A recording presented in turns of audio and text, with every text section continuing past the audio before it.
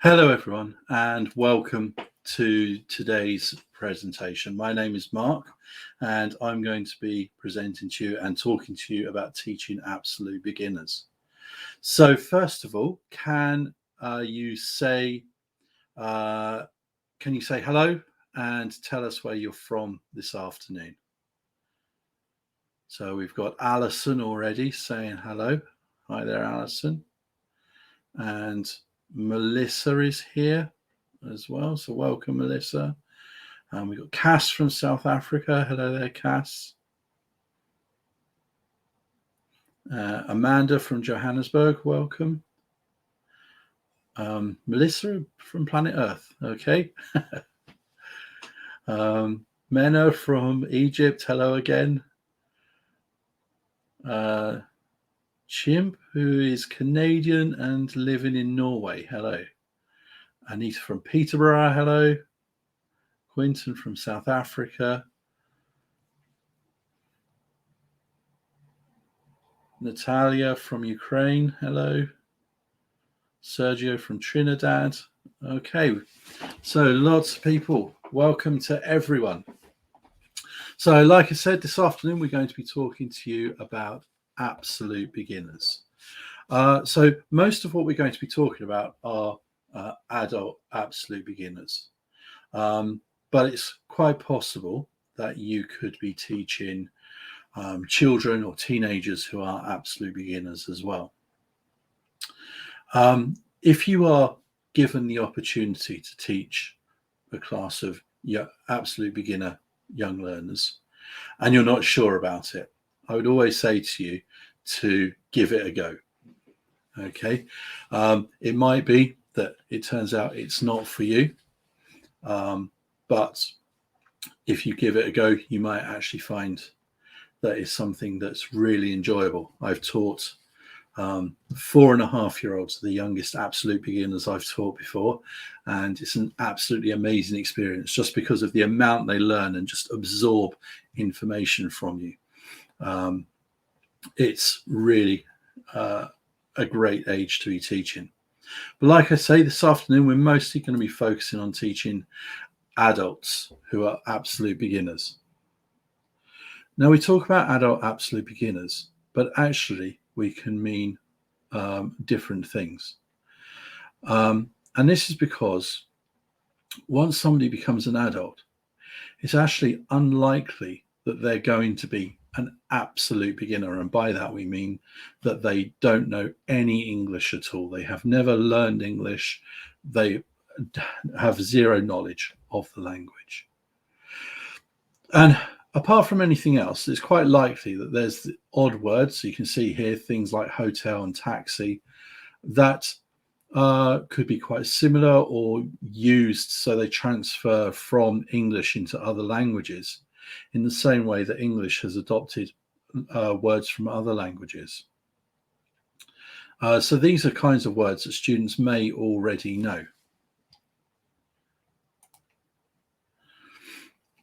So it may well be that your class of absolute beginners may know more than you expected.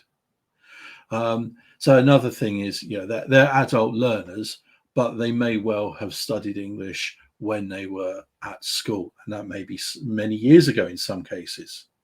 I've had sort of absolute beginners who are in their 50s and even into their 60s.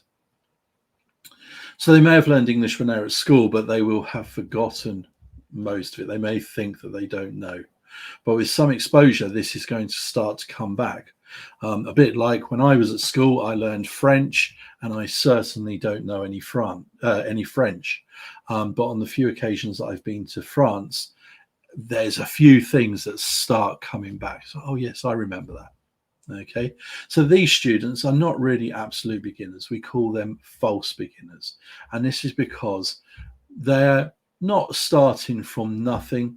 They're very close to it, though. Okay.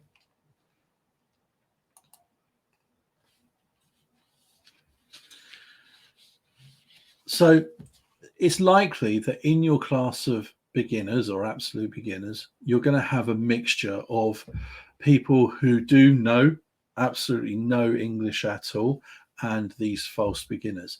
And that's completely normal.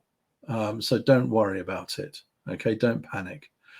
The techniques that we're going to talk about today in this presentation will be valid for whether you're teaching absolute beginners or false beginners. What's really important in these situations, though, is that you are not teaching the best student.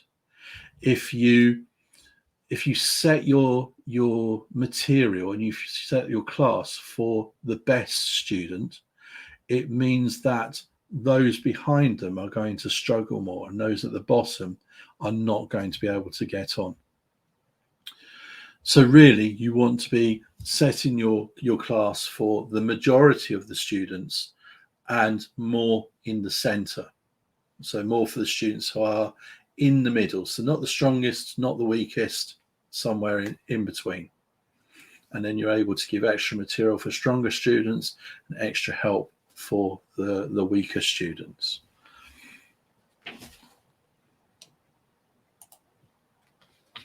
So the first thing to think about is how these beginners are going to feel in class. And so it's a good idea to put yourself in your students' shoes for a moment and to have some understanding of how they're going to feel.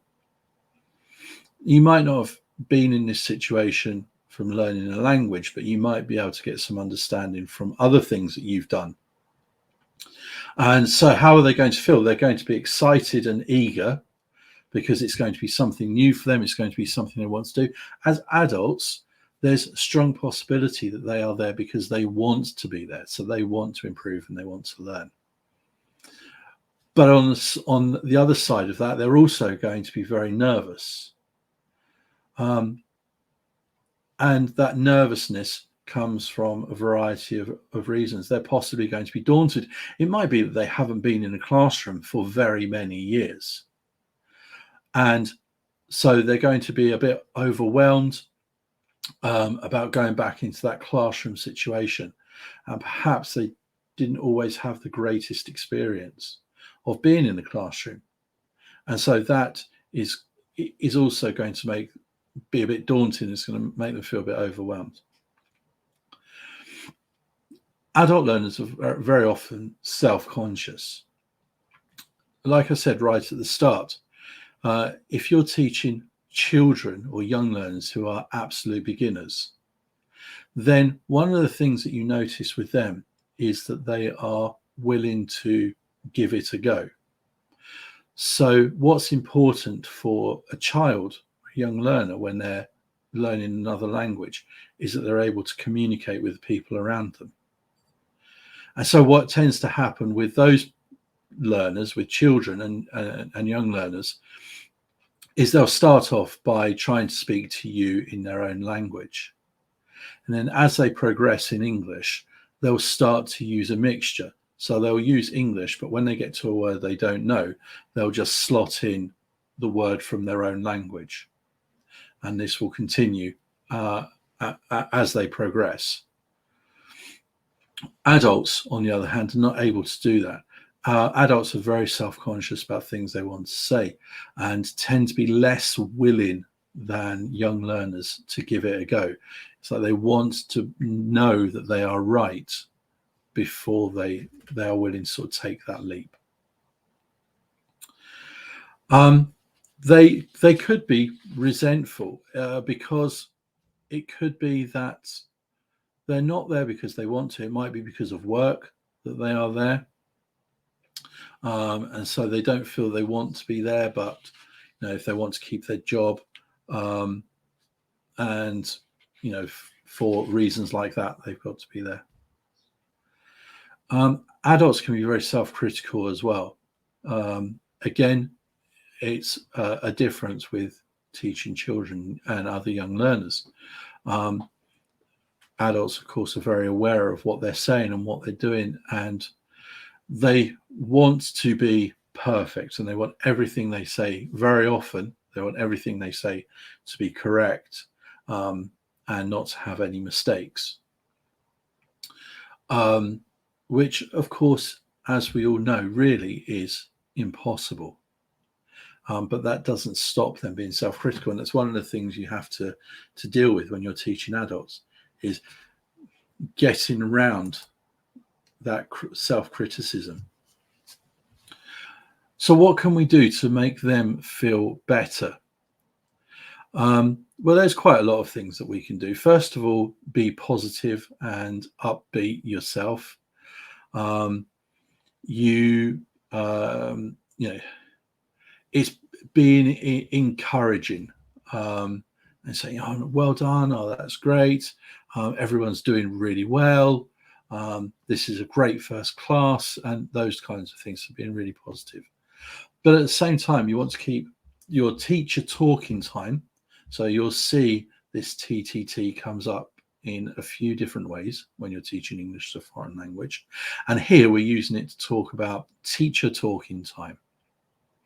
And you want to keep the teacher talking time really to an absolute minimum when you're teaching absolute beginners. Because if you talk too much, then it's going to be overwhelming for them.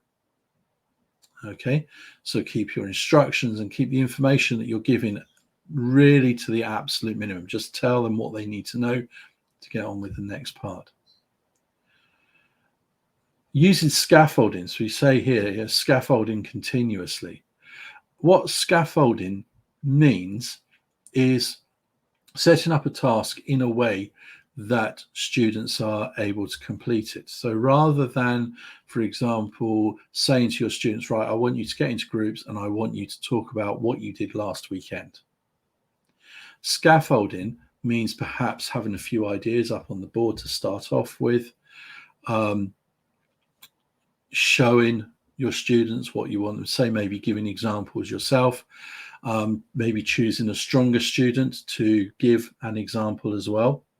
And you build up that way. So rather than just giving the instructions and expecting them to get on with it, you show them what to do, demonstrate, and you build up to the task that you want them to do. So set well-graded tasks. So if you set a task which is beyond their capabilities, then of course they're not going to be able to do it. But also it means they're more likely to give up and not carry on with the classes. So you want to set tasks which are graded at the right level and give your students confidence in what they are doing. And for this level, using lots and lots of visual aids is really important as well. It's important to make sure that any visual aids, any pictures or flashcards or anything like that you use, making sure that it's appropriate for the group of students that you're teaching. So just because you're teaching absolute beginners doesn't mean that the flashcards that you use should be cartoons or things like that, because your students perhaps already feel not great about being an absolute beginner. Perhaps they already feel, oh, well, I should be better than this.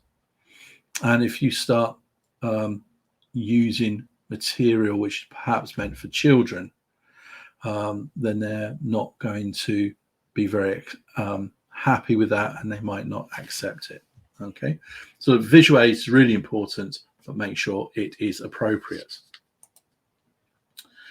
Okay, so we're going to look at 4 more points now. So like I said, keeping teacher talking time to a minimum. So make sure that you've got short, simple, and relevant sentences. So, you know, with my students, I very much like to sit down with them and at the start of the lesson have a chat about what they did at the weekend, you know, how school's going, exams, and so on. If somebody, you know, if we're doing something in class and somebody makes an interesting comment, then we might spend a couple of minutes discussing that before we get back onto task. But of course, with absolute beginners, you really can't do that. You've got to stay focused, stay relevant. Give instructions using the imperative. Now, as native English speakers, we tend to be very polite in the way that we speak. All right. And I see this very often when I'm doing teacher training and teachers are giving instructions. It's please, can you go and stand over there? Or would you mind doing this? And if you're ready, please, could you come and sit over here? And using lots of polite language, which is how we would normally speak to people. And while with absolute beginners, of course, you still have to be polite, but you need to get rid of all of that access language. Okay, so please come and stand here. Please sit here. Keep it nice and short and not too much unnecessary language. Keep your explanations concise. So again, not having long-winded explanations, not having it too wordy.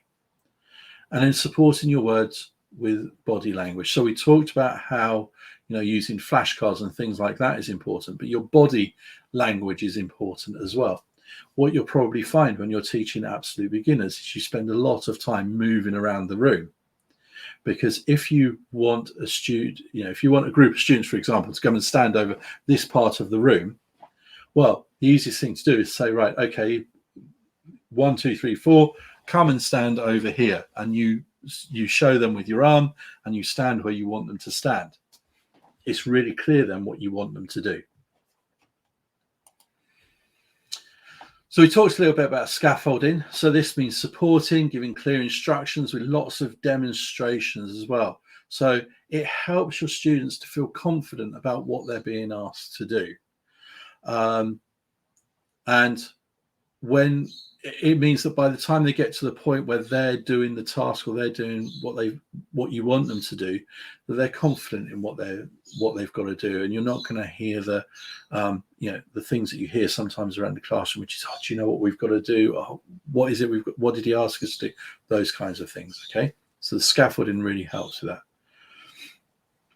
And monitor constantly. Don't be the teacher who sort of gives instructions and then ignores the students. With absolute beginners, you have to be walking around. You have to be paying attention to what's going on and ready to jump in and help any students who are struggling. And then using prompts as well. So sentence starters, for example, to help your students if they're speaking or if they're writing sentences. So you can have those up on the board. Also with scaffolding, make sure that you are modeling new language carefully. So what you are demonstrating is accurate. Things that I've seen over the years are, of course, people slowing down too much. If you slow down too much, what tends to happen is that you lose intonation and your pronunciation is affected. So you will need to slow down a little bit, but don't slow down too much. Other things that I've seen as well is that sometimes teachers will start using English incorrectly. So it's almost like they're using baby language. Okay, so it's things like you sit here, things like that. Or even worse, I've actually seen teachers before saying things that are grammatically incorrect. All right, so don't do that. Make sure whatever you say to your students is correct, because this is where they're learning. This is where they're picking up the new language. And if they start with the incorrect information, then that's going to have to be picked up by somebody else later on. So make sure that it is correct. Allow ample time for processing. So you're giving students new information. All right, you've got to give them time to understand and to think about that information. The same as when you ask them a question. If you're asking a question, it should be something that you want your students to think about. So in that case, you need to give some time. You need to give a moment or two for your students to think about the answer. You can't just say, what's the answer to A? Come on, tell me. All right, you tell me. Okay, you haven't given them time to think. So allow that processing time with new information or with questions. Again, using visuals as much as possible, it will really help to support understanding and for them to get the information. And also using pair work and group work as often as you can, as much as possible through the class. With absolute beginners, having lots of short tasks, which can be repeating the same thing, repeating the same language or the same vocabulary or grammar, but having a short written task, then pair work, then a group work, whole class, pair work. And so they can be recycling the same language, but doing it in different ways. And that will help your students a lot. So like we said, with well-graded tasks, so they've got to be simple and achievable. Again, keeping the tasks, any written instructions you've got, keeping them short and not too wordy. Using the target language as much as possible as well, and don't use language that's beyond your students' ability, because what's going to happen if you explain a piece of vocabulary and in your explanation there's another word that your students don't know, well, then you're going to have to explain that word so that they understand the original word. And so on. And so it can end up being a snowball effect like that. So keep the language appropriate. And like we said, do an example yourself or get one of the strongest students to demonstrate as well. So we've got some examples of tasks here that would be good to do with absolute beginners. So a matching task. But here we're matching maybe vocabulary to pictures, doing simple gap fill exercises so we can check for the target language. So you've got a sentence and the target language is present simple, for example, and so the gap is there and they have to complete the gap with present simple.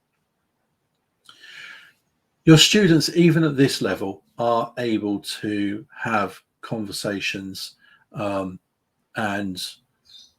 take part in role plays and things like that. But of course, they need to be really simple and really guided. It goes back to the scaffolding, right? You've got to give them lots of information, lots of backup so they're able to do it. So guided conversation with the sentence stem. So we talked about the sentence starters, lots of visual support as well.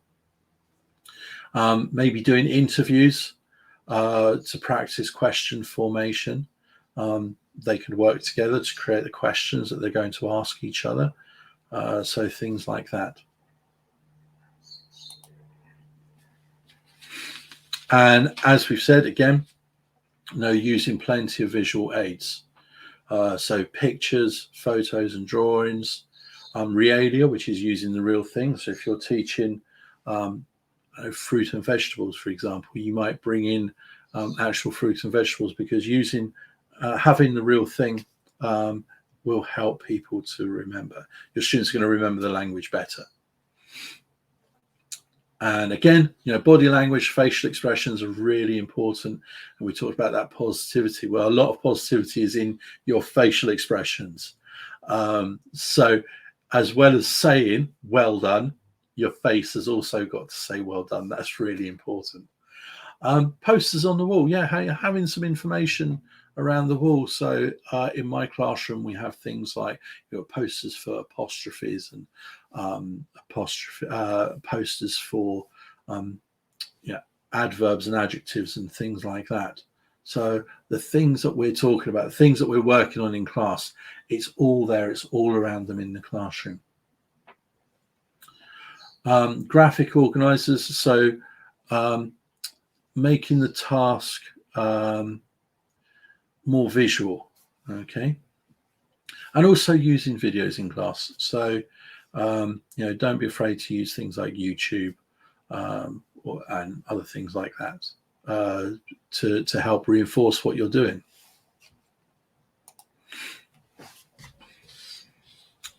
So with absolute beginners, you'll find that you do focus a lot on pronunciation work, probably more than higher level students.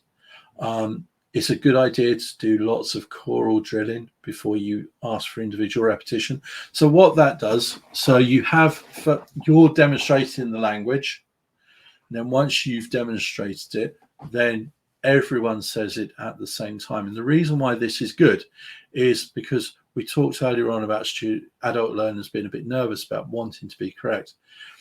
If you demonstrate the language and then you point out to students, say, right, Bob, now you do it. Well, suddenly everyone's attention, it's like the spotlight is on this one student. And I don't know about you, but I know that for me, if something like that happens, every piece of information in my head immediately leaves it. And that's what's going to happen to your students. So you do choral drilling. So you demonstrate that everyone says it at the same time. That gives everyone the chance to practice it, to see if they're getting it right. And they get the feeling that nobody is listening to them because everyone's doing the same thing. So they're sort of drowned out in the sound of what's going on in the class. But you as a teacher, the more you use this, actually, the more you're able to pick out individual students, and you can hear who's getting it right. You can hear who's not quite there just yet. So then when you go on to do individual repetition, this is where now you are picking on people to do it. Because they've done the choral drilling, they're going to feel more confident that what they're saying is correct. So when you pick on them individually, they're going to be more able to do it. And what you do is you start off with the ones that you heard getting it right, the ones with the good pronunciation. So you start with them. They're going to be more confident. They're going to be a good example to the rest of the class as well. So hopefully then that will mean that the ones who weren't quite there, they're going to hear these other people with their pronunciation. And when you get round to them, they will have more chance of getting it right, which is good for them. It's going to make them feel more confident. At this point, of course, if pronunciation is wrong, you need to correct it straight away because you don't want it snowballing. And what tends to happen is if one person gets it wrong, the next person also gets it wrong, and it tends to get more and more incorrect as you go round. As quickly as possible, you need to make your class an English only zone. It's very tricky with adults because adults will fall back into speaking their own language. So you need to be a little bit relaxed, perhaps at the start, but very quickly you need to be right. Okay, once you come through the door, we only speak English. And you really need to get that in as quickly as possible. And finally, you need to enjoy yourself when teaching absolute beginners. It is rewarding because you're seeing your students developing in front of your eyes. Every lesson you're seeing, which is perhaps something that you don't necessarily see if you're teaching advanced students because they already have such a high level of English. So it is rewarding. It is really enjoyable, but perhaps a little more thought, a little bit more work before going into class. Okay, so now, as usual, it's over to you for the Q&A. So the questions that you have, please put in the chat and I will answer as many of your questions as I can. Remember, of course, that we can only answer questions which are related to the topic that we're discussing this afternoon. So any questions you've got about teaching absolute beginners, please put in the chat and I will try my best to answer them. So let's see what we've got.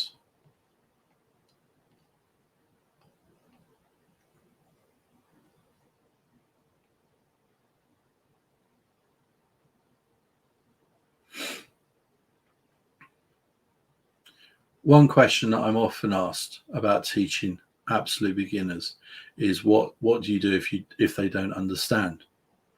And what you will find when you teach absolute beginners, the more you teach them, um, you will find different ways of getting them to understand. The director of a school I worked at many years ago, I remember, told my students that I have 101 ways of explaining something. So if you don't understand one way, don't worry. I will try another way and another way and another way until you understand. Okay.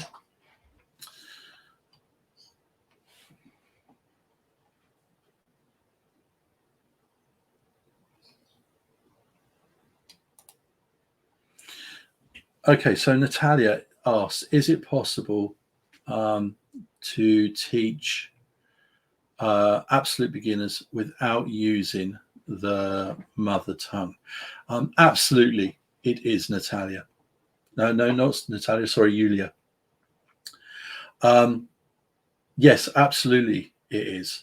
I have taught. I've taught absolute beginners in Spain, and at the time I didn't know Spanish, and I've taught absolute beginners in Ukraine, and I didn't speak Russian or Ukrainian at that time. So yes, absolutely, it is. It's more preparation, and you have to think more. When you see students don't understand, you have to be ready to take a moment, and it's like, right, okay, what can I do differently to get them to understand? But if you use the things that we talked about, so using the visuals, using pictures and posters and so on, they will understand. So yes, it is absolutely. And really, you want to be, ideally, you want to be teaching without using their mother tongue. I in the school I taught at in Ukraine, as well as native speakers, we also had Ukrainian teachers, and very often the people that they were teaching didn't know that they were Ukrainian. They thought that they were native English speakers because they never heard them speaking Ukrainian in class. So I hope that answers your question. It's a very good question. Thank you, Yulia. Okay, Afra asks, what's choral drilling? So like I said, you demonstrate the language. So say I want to teach you to say, my name's Mark. Okay, so I will demonstrate, my name's Mark, my name's Mark, my name's Mark. Okay, and I will repeat that and I will demonstrate it so you can hear it. Then I will get all of you to say that at the same time. Okay, so everyone in the class is all repeating the same thing at the same time. And the reason for doing that is, it, like I said, is it builds up your students' confidence. Because they feel that nobody's listening. That spotlight isn't on them because everyone is doing the same thing at the same time. So they haven't got that spotlight. So they're more willing to give it a go, perhaps knowing that it's not quite right. So they're willing to try it in different ways. Okay. So that's what choral drilling is. So good question. Thank you very much. Let's see, Dominique. TL is target language. Yes, you're right. There, you'll see a few of these things as you're teaching English. Probably like any other job or any other career, you'll see different things like this. But yes, TL is target language.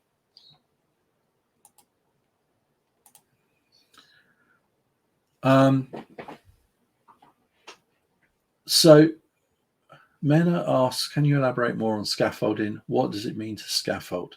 Right, so think about what scaffolding is. All right, so if I want to build a building, I can't just get a pile of bricks, put them one on top of the other because it will fall down. All right, so the scaffolding helps me helps to support me as I'm building. And that's what scaffolding is doing in the classroom. It's helping to support your students as they progress through the task. So it might be that you want them to do an interview, for example. So you will start off by looking together at different question types, having a few question types up on the board. And then you might put them into pairs or groups, and they're going to come up with a few questions together. And then you talk about the questions that they've made. And then you might demonstrate, you with another student, you might demonstrate the task together so that everyone else can see what you've got to do. You might get two students to come and demonstrate so that everyone can see what they've got to do. So you're building up to that task, rather than with perhaps advanced students where you might say to them, right, okay, I want you to do an interview. You're the interviewers, you're the interviewees, you're going to come up with questions, you're going to come up with a profile. Okay. With absolute beginners, you need to support that. You need to have more steps before you get to that interview stage. Okay. So thank you. That was another really good question. All right, we've got a really good question here. So what if your student only wants to focus on speaking and listening, and they're not interested in grammar or writing skills? Okay, so yeah, this is not unusual, okay, because you will have, I've taught business students, and very often you sit down with them at the start of the course and say, right, okay, what do you want to focus on? And I've had business students before who say, right, well, I need to focus on speaking and listening because I have telephone conversations, I have meetings with other people, and I've got to be able to understand and be able to communicate my ideas. You say, well, what about grammar? What about writing? Don't you need to email people and things like that? So, oh no, I'm not worried. I don't do that. I just need this. Okay. And what I tend to say, okay, that's fine. That's fine. And then we start the classes. What the student will find as the class progresses is that actually they do need to learn a little bit of grammar as well. They do need to understand the grammar of what they're saying. They do need to do some writing because actually they want to write down some notes so they remember what you've told them. So actually they are writing. So I tend not to worry too much when I have students who come and say, oh, I only want to focus on this and this. So, okay, that's fine. The other things generally come in anyway. It's the same as you will have students who will say, I want you to correct all of my mistakes. And I always say to them, no, you don't want me to correct all of you. No, I do. I want you to correct all of my mistakes. And if you don't, they're not very happy. And so what I do is I demonstrate, say, okay, fine, that's okay. And every time they make the smallest mistake, I stop them and I say, that's not right. Let's go back. Let's try it again. And what your students actually find is that's really frustrating because they want to speak. And so I do that for a few minutes and say, well, you said, this is what you said. Actually, you don't want me to correct all of your mistakes. You want me to make a note and we talk about the important ones. Okay. So yes, listen to your students, but these things will come on. Let's see, what else have we got? Right, Blue, how do you decide what topic to start with? Well, really, that's going to be either decided by the course that you're teaching. So it might be that you're using a course book, and so obviously you're just going to follow through the course book, or you're going to have a scheme of work which maybe has been developed by the school where you're working. If for some reason you don't have those options, then at the very least, you should have a student who has completed some sort of introductory information, even if it's in their own language, where, you know, in the registration form, there'll be something that says, there'll be something that says, you know, why do you want to learn English? And they'll say, oh, it's for work. And you will have some ideas of what they want to do. Okay. So usually you will have that background information to help you with that.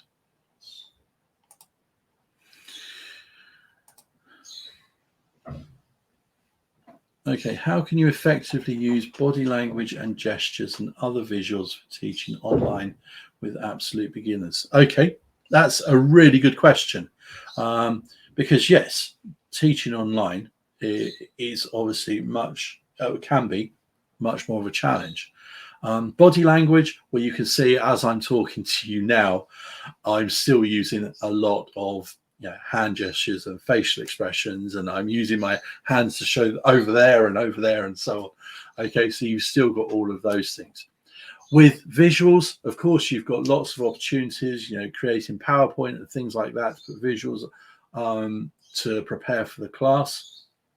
But even you've got your flashcards that you would normally use in class, but you can use them in the in your online class, and you can just put them. You can put them, you know, hold them up in front of the camera. So you can still use those flashcards that you normally use in class as well as using other things that you'd find online.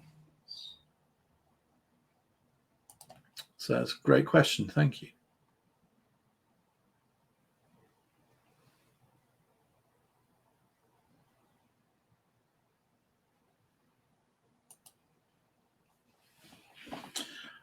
So we got a question here. What class book would you recommend for teaching beginners? And are there different ones for different age groups? Absolutely. There are different ones for different age groups. The last time I was teaching absolute beginners, we actually used Pingu. There was a series of books by Pearson, and I don't think they do it anymore. I think they stopped it. But the whole course, so the course book, the workbook, all the flashcards, all the listenings, the video material was all based around the character Pingu. And my students absolutely loved it. Course books tend to depend on where you are, and also depends a lot on your school as well. So it could be things like Headway, because a lot of courses like Headway, for example, they have like from absolute beginner to advanced, so Headway, Cutting Edge, and so on. So it very often depends on the place where you're teaching and what books they use. In general, you know, course books are all pretty good now. It's very different from when I started teaching, when you know, the main books were Headway, and a lot of the other books were pretty poor. Any book that you use now is likely to be pretty good. And then also as well, you know, these are for general English, but also you'll find that there are beginner books for teaching business, for example, as well. So that's a good question. Thank you very much. Let's have a look.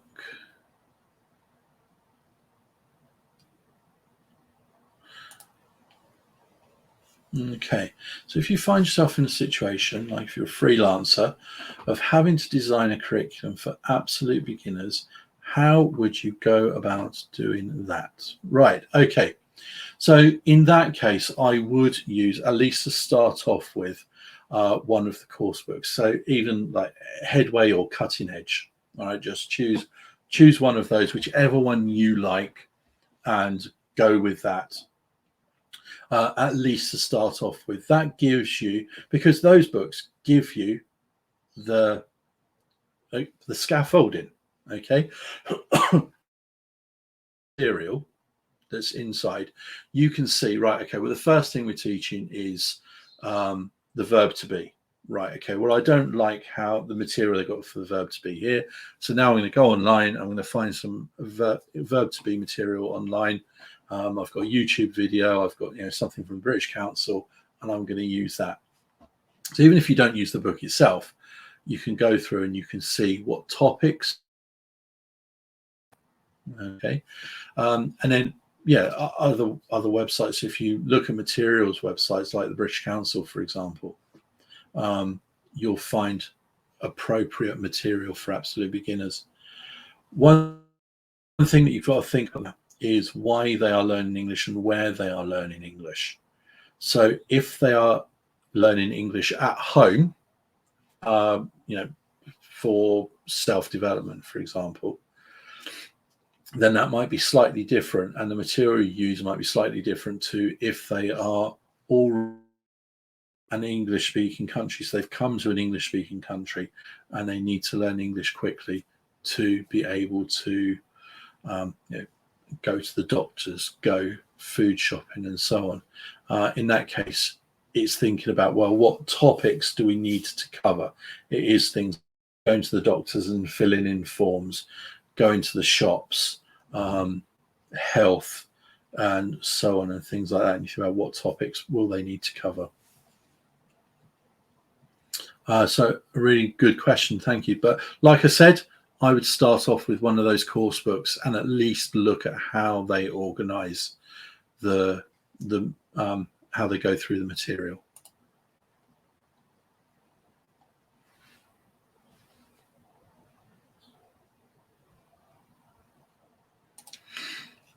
So teaching an adult who doesn't know the English alphabet, would you start by teaching the alphabet, or would you teach speaking and listening first? Would this be different when teaching a child? It would be different. It'd be very different when teaching a child. And the reason for that is, so like I said to you, I had a couple of occasions where I'm teaching groups of like four and a half year olds. And one thing that you've got to think about with that age is what can they do in their own language? Now, in some, they haven't actually started school yet. Therefore, it's quite possible that they're not able to read and write. Well, it's not possible. It is highly likely that they can't read and write proficiently in their own language. Therefore, you can't expect them to be reading and writing in English. So in both situations where I've been teaching absolute beginners like that, I've always started by having no reading and writing at all. So like I said to you, the first the course book that we used in Ukraine was Pingu. And in that, all of the material that the students saw, so their course book, their workbook, all the flashcards, had no writing on at all. It wasn't until the second level of that course that they started to introduce the alphabet. So it is different for children and adults, because adults want to see things written down. It helps adults to understand what they're being taught when they see it written down. So the alphabet is something that you need to get to quite quickly, and they need to get an understanding of that quite quickly, which generally speaking isn't a huge problem. Okay. But saying that, I would still start with speaking and listening first. Always start with speaking and listening, and then move on to reading and writing. Okay. Because you're not going to, your student's first lesson, you're not going to have like the alphabet and my name is and all those things written on the board. You're going to start speaking it, and then once you've done the speaking and listening part, once you've done the pronunciation work, then go on to having things written on the board.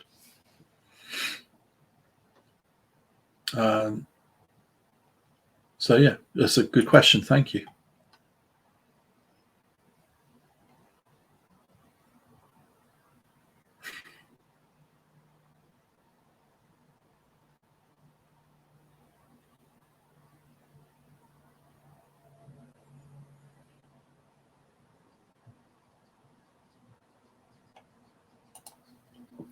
So I think it may be difficult to ask an absolute beginner what area of English language they want to concentrate on.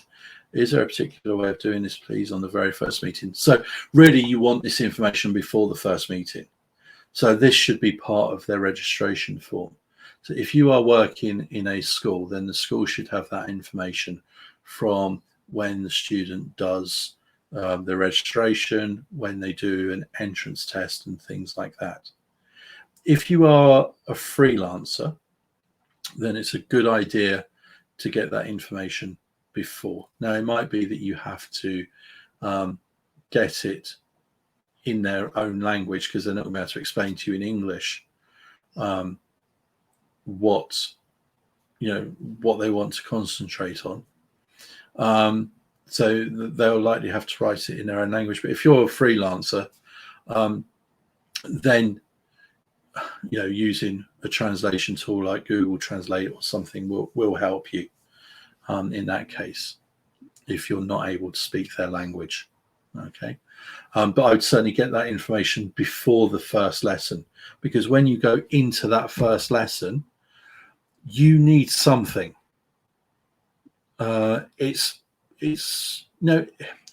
hard work. It's a lot of work for the teacher teaching at absolute beginners. The way this question's worded as well, it feels like it's like teaching one-to-one absolute beginners, which is really hard work. So before the lesson, you want to have some idea what they want to focus on. So you've got material. So you've got material ready for that lesson.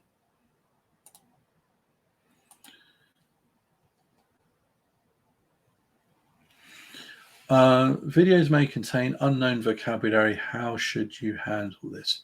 Well, what you do is try to make sure, first of all, the video is appropriate for the level of the students. But also what you can do is look at the vocabulary that you need to teach them for them to understand the video that you're showing them. Okay, you're going to be showing it for a particular reason. So you pre-teach the vocabulary that they need to know to understand the video, and the other vocabulary you just don't worry about. Okay, they are not going to ask you. So one thing that I see fairly often when new teachers are planning or thinking about doing a like a listening lesson is they'll do the listening, they'll play through the video or the listening, and they'll say, right, I want you to write down any words that you don't know. Well, that's impossible. Okay, if I ask you to listen to a language that you haven't studied before, and I give you a listening, so it's a listening text, and I say to you, right, okay, write down any words that you don't know. You won't be able to do it because you don't know enough of the language very often to be able to even isolate individual words.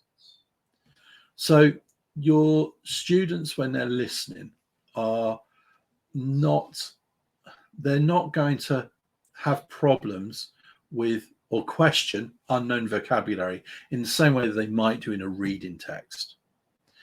Because in a reading text, they've got that ability to go at a slower pace, to go at their pace.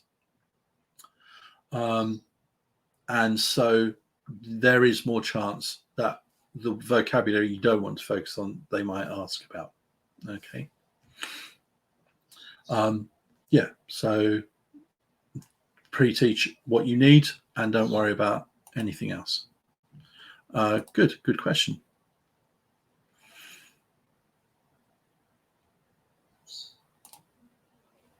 So if I use body language to teach words like happy, sad, angry, and so on, would this be age appropriate for adult beginners, or is it childish for them?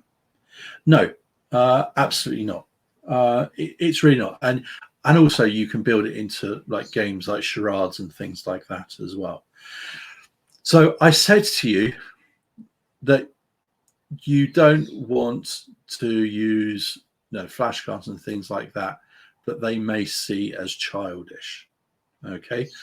But that doesn't mean that your adult learners aren't willing to have fun and to sort of come down and be do these sort of things that perhaps you think, oh, it's more for children. Certainly no, because the thing is, if you try to explain like the word sad, that's going to be quite difficult, isn't it? Maybe if you've got a picture or something like that, it'd be okay. But if you just show a sad face or a happy face or an angry face, they've got it. It's that quick. That's it. They see it. They understand it. Let's move on. So it's so much quicker. Yeah, definitely. That will be fine. Okay. All right. And unfortunately, as often is the case with these webinars, we are out of time. We've had some really great questions from you this afternoon, which have some really great questions that I've been able to answer and work through. So thank you very much for coming along. Thank you for listening. Thank you for participating with your great questions. In the chat and on the slide, we have the Survey Monkey, so the questionnaire. So please do the questionnaire. It really helps us to understand what webinars you would like us to do. So please do take a few moments to do that. Thank you very much for attending again this afternoon, and hopefully I will see you again very soon. Have a good afternoon wherever you are, and I'll see you again soon. Thank you. Goodbye.